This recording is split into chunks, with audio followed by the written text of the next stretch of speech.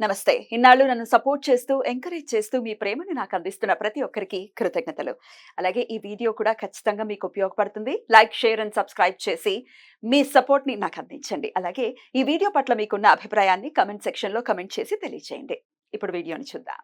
నమస్కారం. రేపటి విశిష్టతని ఒకసారి చూద్దాం. రేపు 29వ తారీఖు జూన్ నెల 2024వ సంవత్సరం శనివారం.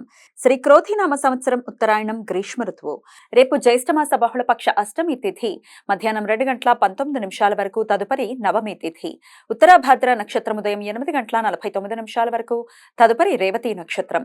శోభన యోగం సాయంత్రం 6:54 వరకు. తదుపరి అతిగండ యోగం. కౌలవకరణం మధ్యాహ్నం 2:19 వరకు. తైతల కరణం రాత్రి 1:18 వరకు. తదుపరి గరజకరణం ఉంటాయి. నక్షత్రవర్జం రాత్రి 8:12 నుండి 9:43 వరకు. అమృతకాలం రాత్రి తెల్లవారుజామున 5:17 నుండి ఎల్లుండి ఉదయం 6:48 వరకు.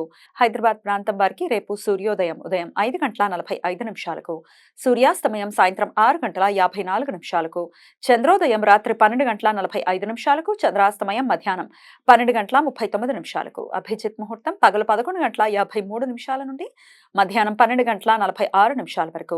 దుర్ముహూర్తం ఉదయం 5:45 నుండి 7:30 వరకు.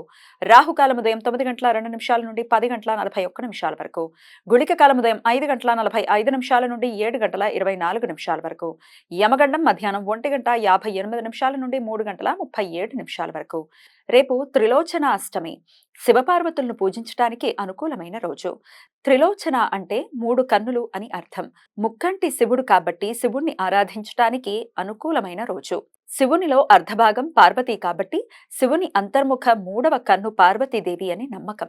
దేశంలోని చాలా ప్రాంతాలలో జ్యేష్ఠమాసంలో బహుళపక్ష అష్టమి రోజు త్రిలోచన గౌరీ వ్రతం, త్రిలోచన పూజ జరుపుకుంటారు.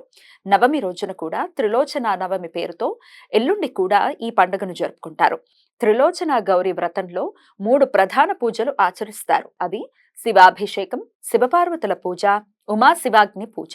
దంపతులు తమ వైవాహిక దాంపత్య జీవితం చక్కగా ఉండాలని రేపు ఈ వ్రతాన్ని ఆచరిస్తారు. ఈ సమాచారాన్ని మనకందించిన వారు మేడికొండూరు విశ్వనాథ్ ప్రసాద్ గారు. ఆయనకు కృతజ్ఞతల్ని తెలియజేస్తూ శివ స్మరణతో సమస్త సన్మంగళాని భవంతు. నమస్కారం.